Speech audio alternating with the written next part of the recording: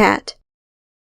Catalina wasn't hanging out with her friends on a Friday night like normal teenagers. Not that she had many, anyway. Over the past year, with her little brother's condition, Kat didn't socialize much. He had been her focus. Corey had finished his treatment, and she could only pray that he was out of the woods. Since Corey was finally feeling better, Kat was spending time with him. Their madre was working and wouldn't be home until late. Kat let Corey choose the movies they would watch while she put the popcorn in the microwave.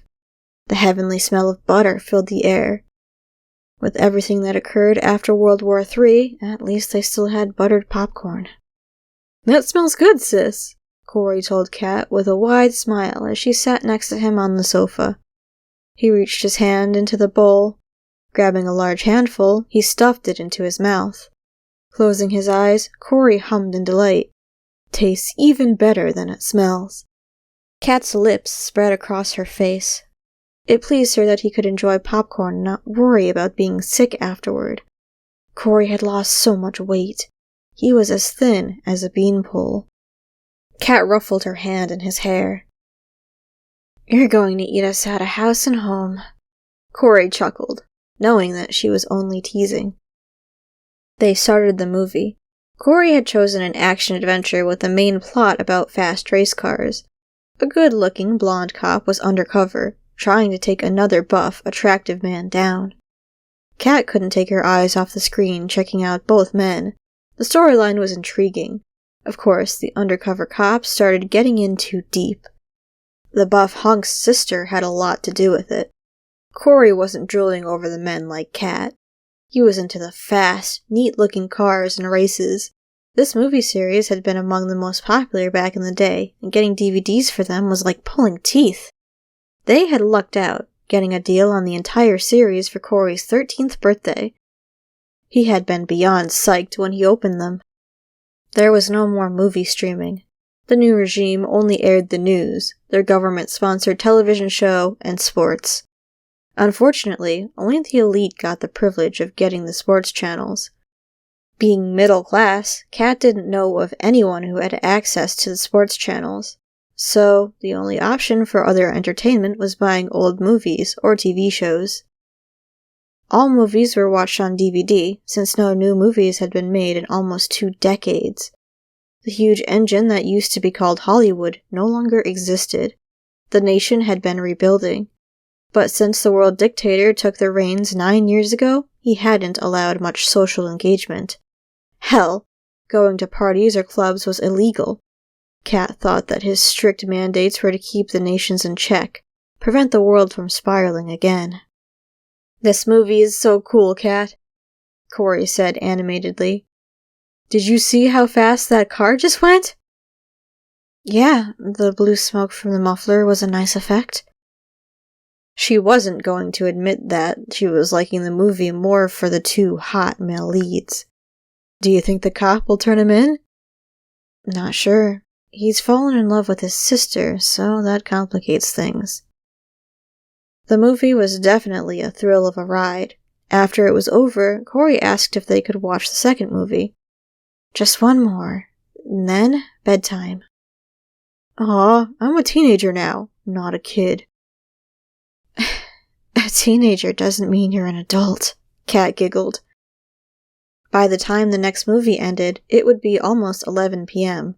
Madre would be home from her late evening shift by then, and probably complain that Kat had let him stay up too late. Corey might be 13, but his body wasn't as strong as other 13-year-olds.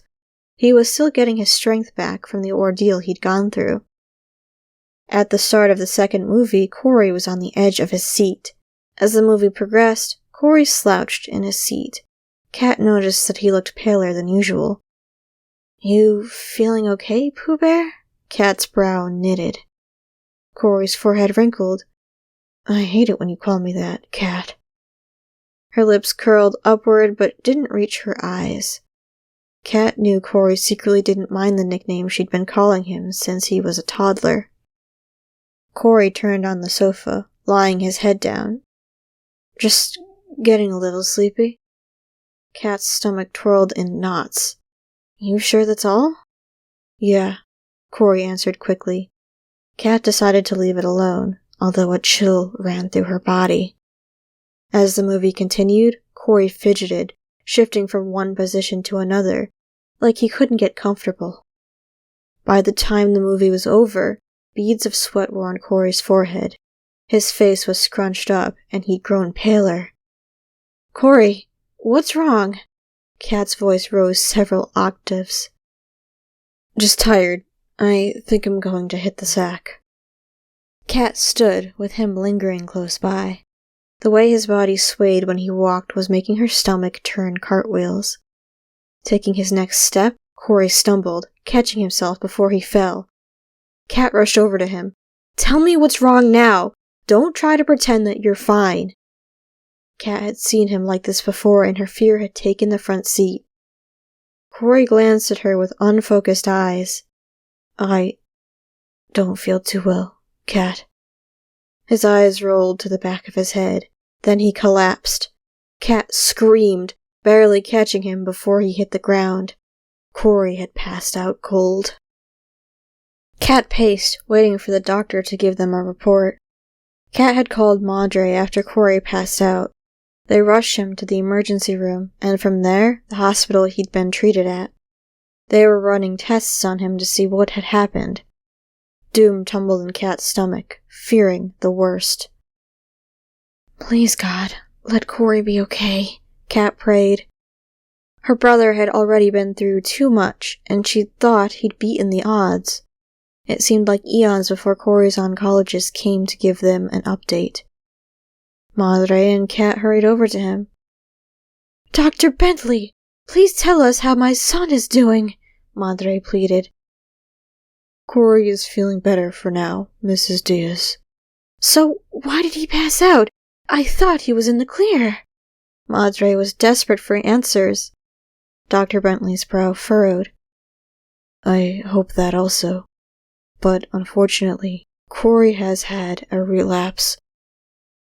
"What does that mean, exactly?" Kat knew what the doctor meant, but she wanted him to spell it out. Dr. Bentley cleared his throat. "I'm sorry to inform you that Corey is no longer in remission. His cancer is back."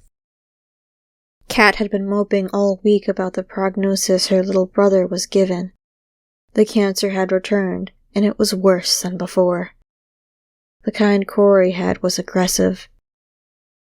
Dr. Bentley told them that his only hope was the chemo trial medications. Unfortunately, hell would have to freeze over before they could afford it.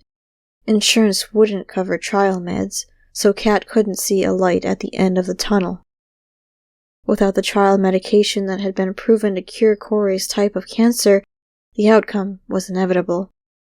Without them, the doctor had given Corey a year tops.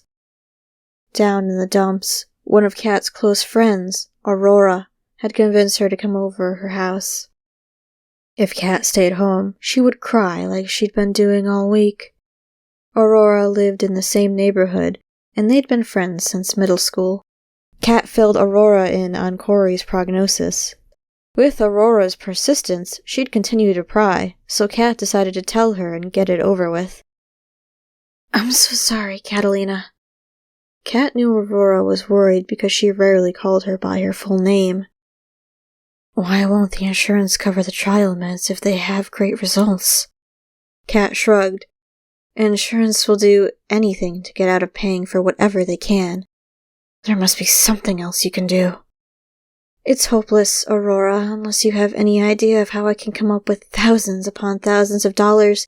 Somehow, I don't think standing on the street corner in a pretty dress will cut it." Kat was being funny. It was either vent sarcastically or scream. "I couldn't see you being a prostitute, Kat. Not to mention that's a felony with hard time." Aurora chose to play along, concerned that Kat was close to breaking down. Aurora scratched her temple in thought. What?" "The word trials made me think of something that I read. Hold on a moment." Aurora told Kat, logging onto her computer. After a moment she said, "Yeah, I remembered correctly." "Are you gonna put me out of my misery?" Kat blew out her breath. "You should enter the temptation trials." "As in, The government-sponsored reality show? The one and only. Why on earth would I do that? I'm not dating anyone. I need to prove to the world that our love can defeat the ultimate temptation. The new regime's most vital law was arranged marriages at the age of 21. Every citizen worldwide had to fill out a marriage application at the courthouse close to their 21st birthday. The government matched you with your partner for life. More than likely, it will be someone that you have never met before. The kicker was that divorce was not allowed. Ever. So, regarding the person the regime chose, you were stuck with them until death do you part. Kat, nor anyone else she knew, understood the regime's ridiculous notions to control love. What does doing so prove? Kat pondered. There was no way around it. No exceptions. Just a fact of life that everyone had no choice but to accept. It's the reason Kat and her high school sweetheart broke it off after they graduated. Why continue dating? They would both be married off when they turned 21. And Kat was certain that it wouldn't be to each other. Better to cut the ties than make it worse in the long run. The regime never let couples marry who were together beforehand. Any couple's only hope was to enter as a contestant on their government-sponsored reality show. If you were chosen, then the couple must prove to the world that their love was real. Unfortunately, it never worked in the couple's favor. The show was rigged for failure. The government had proved time and time again that the human flesh was too weak. Temptation won every time, proving the regime knew best who your soulmate should be. Aurora saw the confusion in Kat's face and clarified. Not as a candidate fighting for love, but as a temptress. Kat felt herself frowning. Mind explaining why I'd want to enter to be a temptress? Seems like that's only asking for trouble. There's enough going on in my life than to cause problems for other people.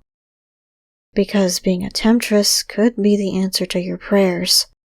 Kat's ears were burning to know how being a homewrecker was the answer. Please enlighten me? It says here that if you get accepted as a temptress, then you get a lump sum of money for participating. Kat's eyebrows rose, going over to the computer to read the details for herself. Her heart expanded after reading it.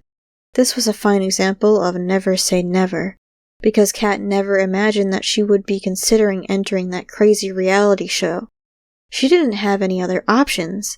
Like the oncologist had told them, Corey's fate was inevitable. It wasn't the question of if her brother would die without the trial meds. It was when. If it's within my power to give Corey a fighting chance, then shouldn't I do whatever needs to be done? Wondered Kat. There was nothing to debate over. It didn't matter what the public thought about her being a temptress. If Kat could save her brother's life, then she would. Damn the consequences. A knock on the door startled Kat from her reverie. Glancing out the peephole, she saw a postman, and her heart skipped a beat. If they were getting a personal delivery, it could only mean one thing. Your acceptance to the temptation trials came by personal mail, that the contestant had to sign. If you were accepted, then you would receive detailed information afterwards. Hesitantly, she opened the door. Hello, I'm looking for Miss Catalina Laya Diaz, the postman greeted. I'm her, Kat answered no louder than a whisper. Oh good, I won't have to come back, he said with a tight-lipped grin. I have this for you. Just sign here. He showed Kat where to sign. After she did, he handed her the envelope, then bid her goodbye. The fancy writing on the envelope read, The Temptation Trials. There was no return address. Kat stood in the doorway, unable to move. Gathering her courage, she finally closed the door. This document would reveal Corey's fate, whether he would get another chance at life. The thought of the answer being between two words, accepted or denied, was becoming too much. Kat could hear her heart beating so loudly, she thought it would pop out of her chest. Unable to take the anxiety anymore, she ripped the envelope open, unfolding it. Her eyes scanned over the document frantically. Dear Miss Catalina Laya Diaz. The regime is happy to inform you that you've been accepted as a temptress for the Temptation Trials Season 6, Fall of 2036. Congratulations! You will receive an email within the next couple of days with further instructions. Kat read the message twice in disbelief. When the reality kicked in that there was now a light at the end of the tunnel, she squealed. Her madre rushed into the living room. "Kat, is everything all right?" Her madre got wind of the envelope in Kat's hand. "Is that letter from Temptation?" Slowly, Kat nodded, tears forming in her eyes. "Yes, madre. I got accepted." Madre gasped, hurrying over to Kat to see the letter for herself. After she read it, she embraced Kat tightly. "Thank you so much for doing this, mija. This is the answer that we've been hoping for. All I have to do is see it through, and no matter the outcome, Corey will get a fighting chance." Hope bubbled inside her. Kat didn't want to get too far ahead of herself, but entering Temptation Trials could be Corey's salvation.